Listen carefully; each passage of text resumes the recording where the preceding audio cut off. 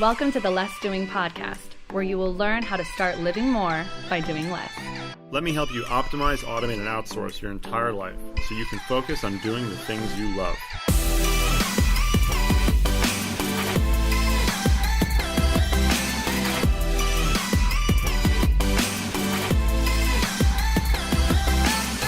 Now here's your host, Ari Meisel. So welcome back to the Less Doing podcast, everyone. My guests today are the co-founders of Praxis Metrics. We have AJ Yager and Meaghan Connell. Thank you both for taking the time to talk to me. Yeah, thanks so much for having us. Hey, super excited to be here. So let's talk about dashboards, man. So everybody, most of the companies that I talk to, most of the businesses I talk to, they all want a dashboard if they don't have one. If they do have one, most of them are not happy with their dashboards. That's been my experience, at least. And a lot of times when somebody tells me they want a dashboard, my question is why? And a lot of times they say, because I want to know everything. And that doesn't make any sense to me. So I always try to push people on that. So what are some of the big mistakes people make when they either try to get a dashboard, set one up, or use the ones that they have? The biggest mistake is that they don't really understand what dashboards do or how they work. And so they make this huge assumption that by visualizing whatever it is they're reporting on, that all of a sudden it's going to tell this huge, elaborate, complex story, and it's going to simplify it all and immediately tell them what action to take, right? And the big assumption is that if it looks pretty and it's on those ads and it looks gorgeous, that it's accurate. And that's not true either. Yeah. So what people think is, these visualizations are going to solve their problems, but what they don't realize is it's simply a reflection on them not having the right tracking in place, or the dashboard is simply a visualization tool and not a true business intelligence tool, right? Because you can log into Facebook and there's a dashboard in there. You can log into your email service provider and there's a dashboard there, right? And so a lot of dashboards out there, what you end up doing is just visualizing the same metrics or KPIs that you had elsewhere, and it's just the same data, right? Where people really want to get is they want all of their information in one place that tells a story and a relationship between the different pieces of information so that they can then take action.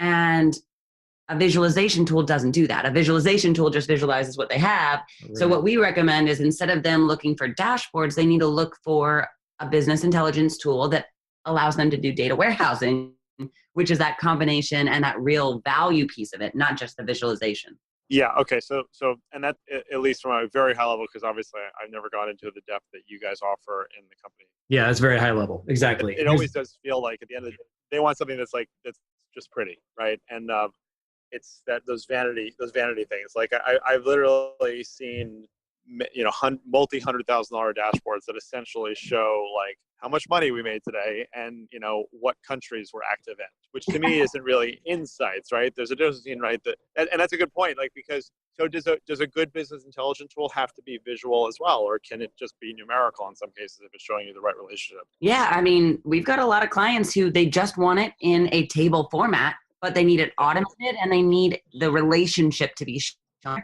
And then their team goes and takes action from that. Or a distilled report that says, hey, here are the top 3 accounts that are at the most risk, right? And the powerful, integration on the back end, the transformation of the data is happening automatically. And then the dashboard itself is just the table of the numbers. And that's it. And that's super valuable because they know how to take action from it. And that's very different than just vanity metrics is what we call it. Showing just because it exists. Yeah, and I think that's a really important point about taking the action, because that's the second step that I've seen too, is when people do seem to have a dashboard that does give them information that seems valuable, then it's like, well, now if that number goes up 5% or down 5% or whatever it is, like what are you going to do? And very, very few of them have a plan in place for that. It's like, well, then I'm going to do something. It's like, well, if we know that you're going to do something, if that number goes up 5%, why don't we figure that out now? So our whole approach is that we don't build a metric unless there's an actionable, or an action tied to that metric. And we also need to teach people, what does it mean when you have a spike that goes up or go down, right? Yeah. It's all built into every single metric. The visual does not really matter. It's about what is digestible to our clients, to the person who's using it, looking at that data. Yeah, because I mean, it's funny and also extremely sad, but sometimes like we'll have some super progressive clients come to us who we just, we've learned not to make assumptions that, just because you have a lot of revenue does not mean that you know what you're doing. And we've had some big clients come to us and say, hey, we want this. We want this one metric because it is so important. And we're like, great, we'll go and build this. And we go and build some very complex things. Well, this happened one specifically time that I'm thinking of. But this client it took us 3 months. We worked our butts off. It was a complex problem that we solved. And then we delivered it to them and they were like, now what? And we're like, wait, what do you mean? And they're like, well, we didn't know what to do with it. And we're like, well, then why did you ask for it? And they said, well, because it's a buzzword right now. Everybody's talking about it. And we're like, oh my gosh. Okay, let's take 10 steps back. Let's set up some dynamic alerts for you so that when this goes up, so-and-so gets notified. But you need to know that when you get notified, here are the action steps to go and take. Here's why this is important. Here's the 10 other decisions that you're making throughout the day that you're relying on gut instincts. And this will actually tell you if that was right or wrong and help you form those decisions throughout the day rather than just assuming.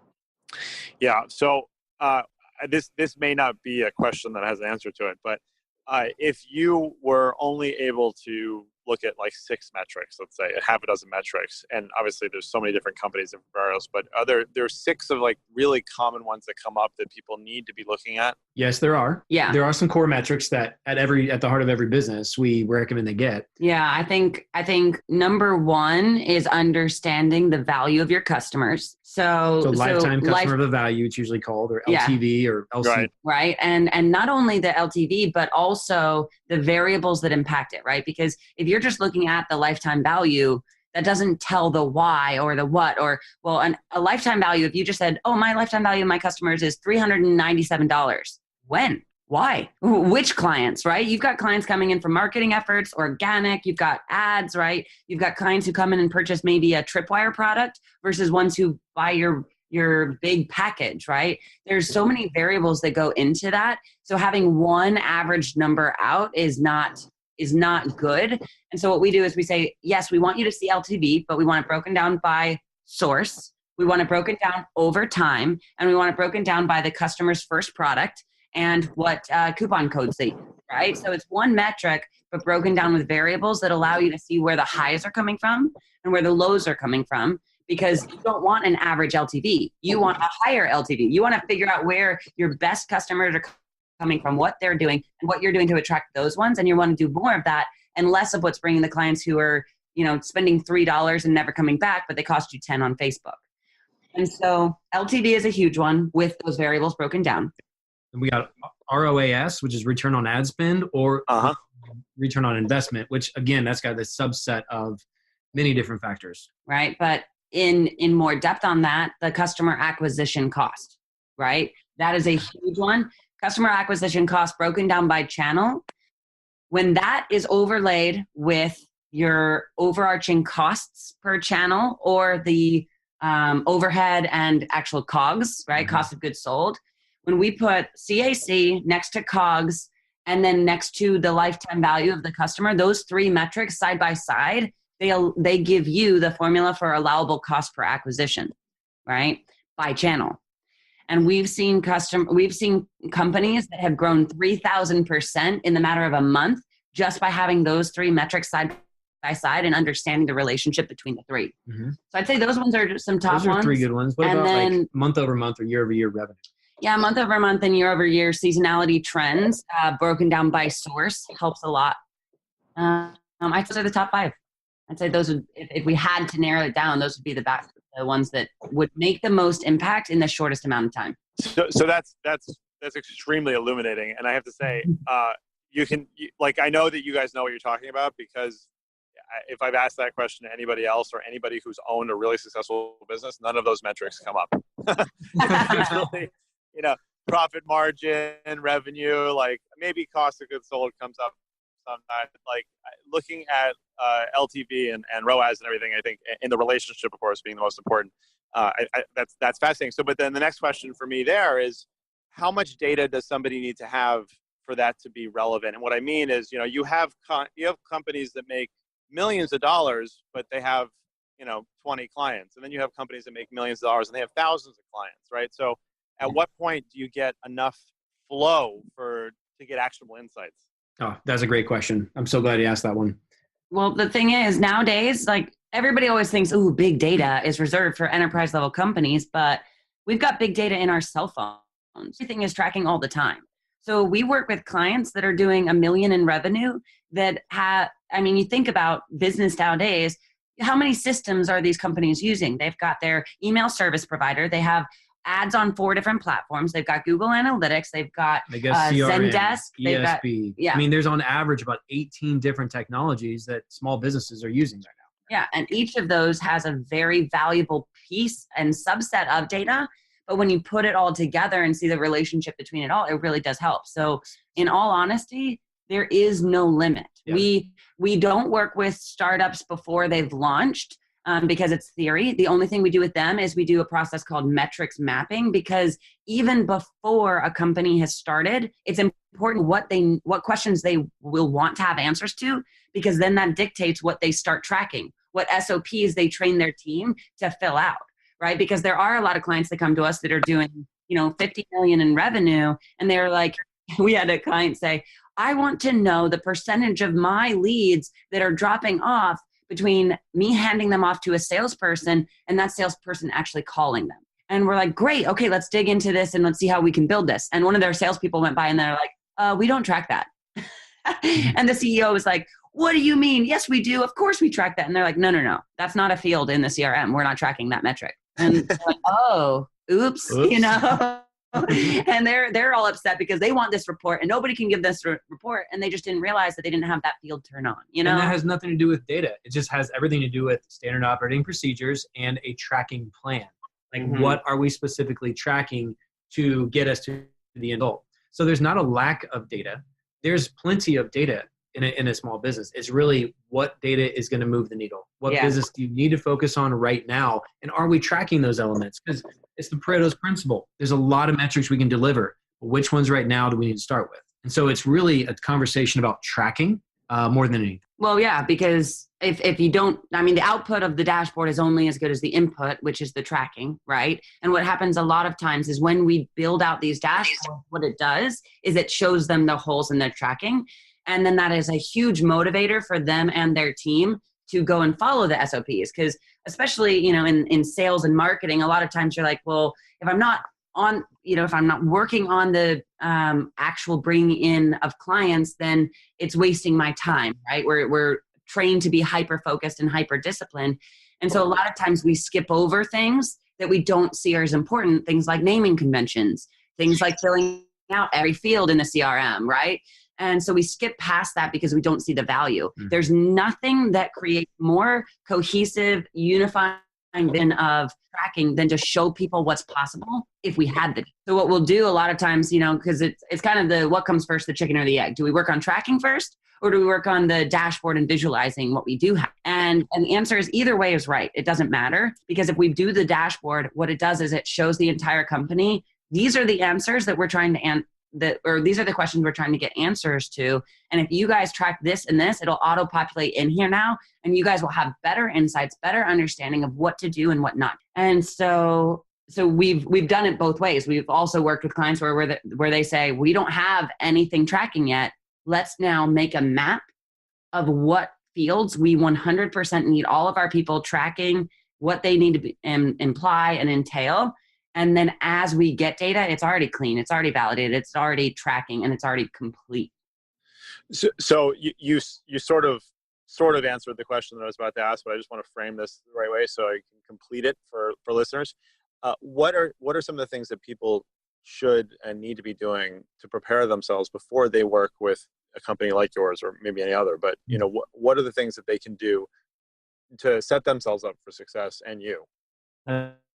That's great. Things is to start listing down what are the business questions that they want to have answers to.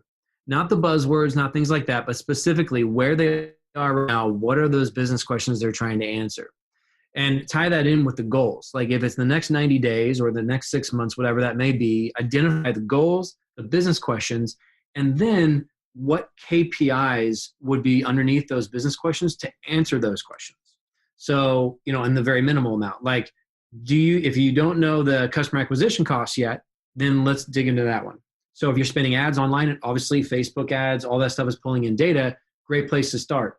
But let's make sure that is all tracking correctly.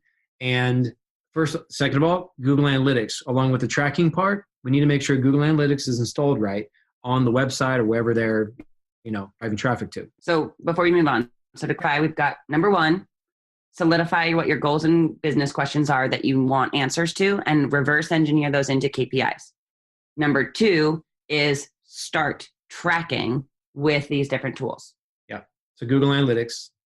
UTMs. Most people have it set up, but it's not set up correctly. And then something called UTMs, which is Urchin Tracking Module.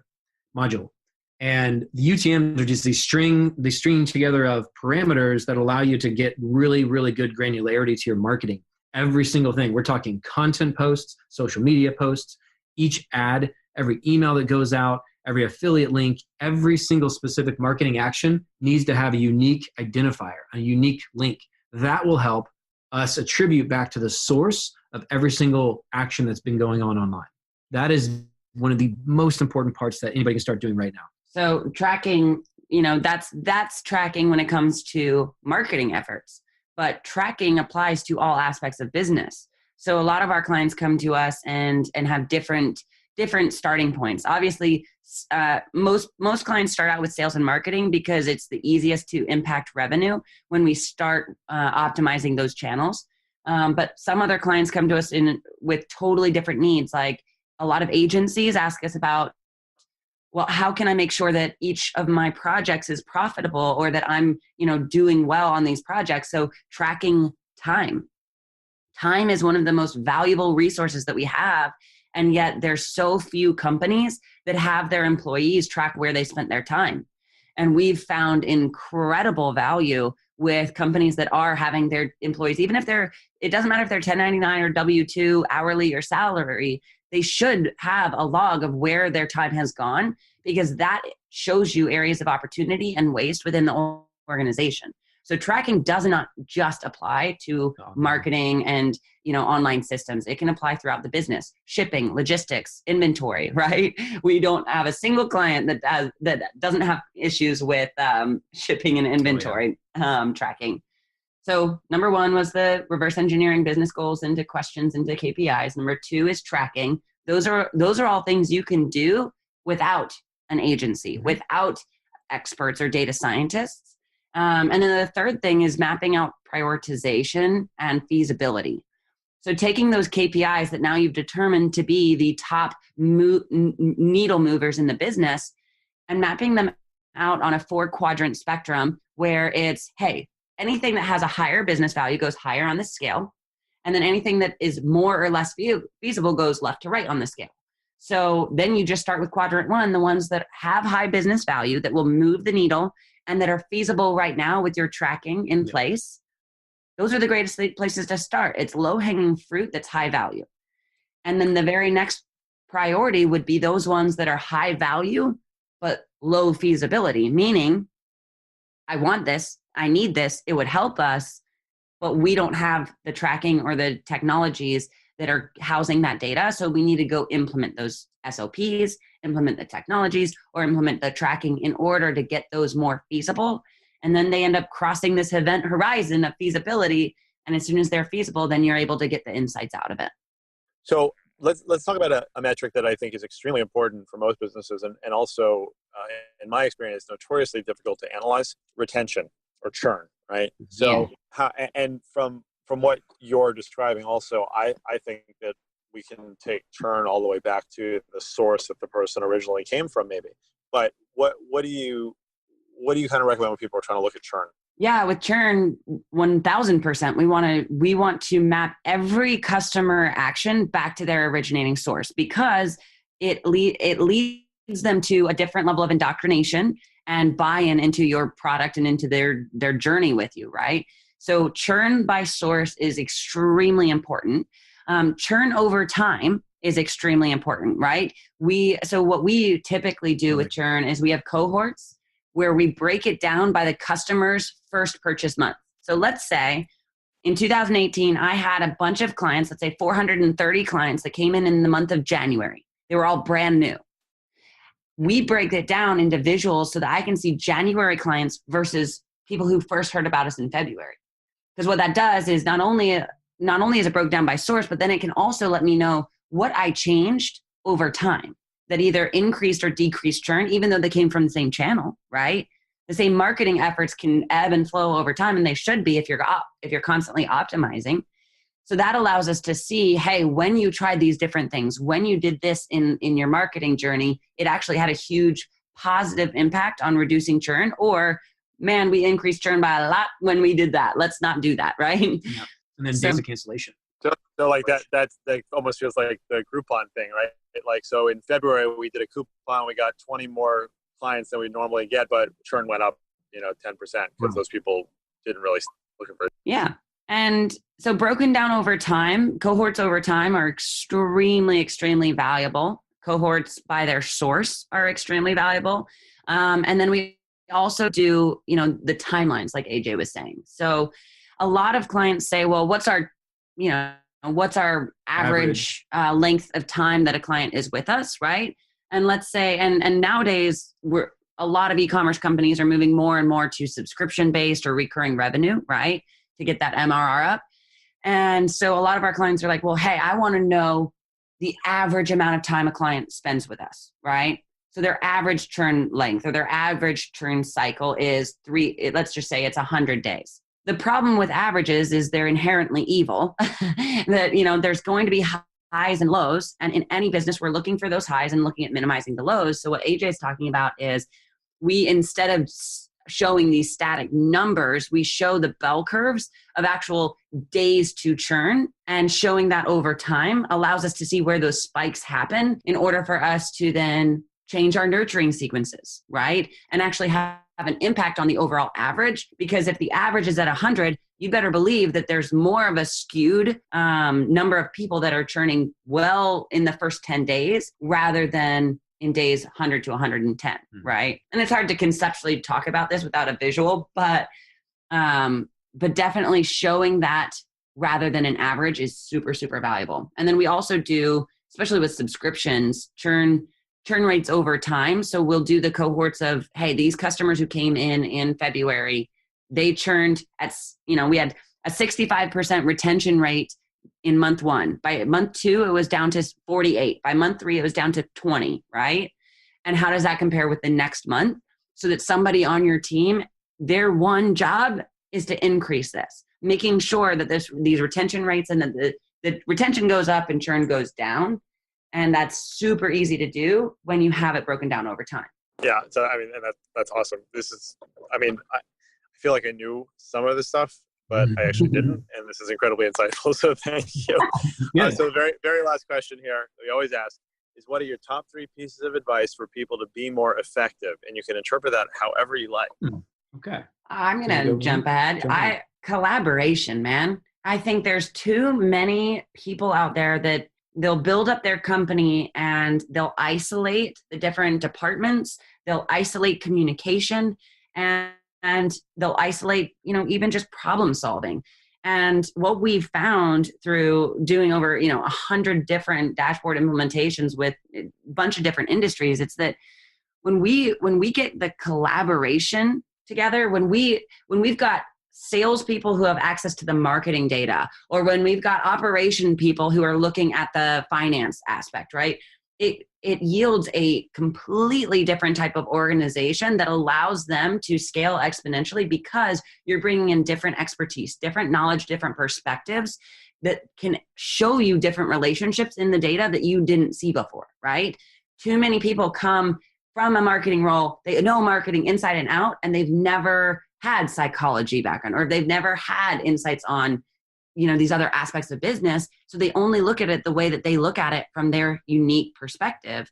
And we've had awesome, awesome results from collaboration around data, sharing it and democratizing it amongst the team so that they can actually come and bring things to the table and say, hey, I saw this correlation here. This correlation could be related to this other thing. And wow, did we just find the causation of this kind of spike or valley, right? And companies that capitalize on causation will succeed and those that don't will fail. And so by having all of those different eyes on it, you get way better view of reality. Yeah, just to piggyback on that, a lot of our clients will go and set up not one, but many large screen TVs and set it up so that everybody can see it. So not just sharing on everybody's unique PC or laptop, but putting it up there. It creates a whole different animal and a whole different organizational culture that is all driven to get these metrics up or down based on the goals. So that's really cool. And second is, I'm just going to say tracking. Yeah. To be effective at anything, you can't manage what you don't measure. So track. I mean, our Instagram handle is 2 Traveling Trackers because we track our health, our sex life, our business, where we're spending our time. We are tracking so many different elements in our life because then at any point when we're reviewing the year, we can look back and see what worked, what didn't work. So getting more granular, you don't have to track everything, but start identifying some of the things that are in your life and in your business. Maybe there's just 5 metrics in each that would really help move the needle for your business, and begin doing that on a daily basis. And then let's see. Before you give your third, there's a brand new iPhone or Apple Watch app called Sauna, and it tracks exposure to heat and cold. And I can't really figure out why or how you would use that, but I bet you guys could. So I want to throw it out there. Heck yeah. No, we could totally use that because there's different genetic markers that turn on and off. And like AJ has the genetic marker that he does really well with cold. I have a higher propensity to do well in cold and have a really good healing and really good attributes. So yeah, that's a really cool app. I would definitely go download that one. I mean, this, like automating your life, like Leverage, right? There's so many great apps out there that can track stuff for you where you don't have to necessarily do it manually, but it's easy as a swipe nowadays to get this data. Yeah. So I still need number 3. All right. So, that was a perfect segue into it because I think automation is the number, like that is the number 2 thing, is really once you have tracking, we've got so many clients that are coming to us where they have executive level, brilliant people spending hours per week in manual reports. Sometimes upwards of 15 to 20 hours a week. It's absolutely insane. Not just manually doing it, but also then after it's manually put together, it's trying to figure out what it all means and analyzing it. But then, hang on, there's an error. So that human error, and now we go back and do this. So it's 20 to 30 hours. Or you change systems and then now all of that's null and void and now you have to redo all of this stuff, right? So much automation, wasted time. I mean, it's 2019. We can automate that. There's an app for that. We can automate that. So basically in any organization, if any person is doing manual reports, looking at multiple systems and then creating some sort of sheet or pivot table or, Excel chart that pulls it all together, we can automate that and save thousands in overhead each month. Like we've got clients that are paying, their finance people 10 hours a week just to go and pull things together where we could spend 10 hours, automate it once, and then that's exponential leverage in the future, right? Yeah. And what we always say is that, what is it? What compound interest is to your money, automation is to your time, right? It may cost a little bit upfront to create that automation or the hard coding, but geez, it just stacks and stacks and stacks and return dividends because it's giving your entire team way more visibility, and then they're able to go and actually do their job rather than data entry. Do their job and actually see those patterns, anomalies, and things insights into the data that they really can go take action on. And that's just and the reason we know this is because we founded this company out of necessity. We were that company. We had one of our best, AJ used to run a digital marketing agency, and one of our best team members was reduced down to report generation. We had 27 clients. We were responsible for reporting on all their funnel conversions. And he stopped doing his job because every 3 days there was a launch or a variation or a split test. And he was just filling out these stupid Excel sheets that were super valuable.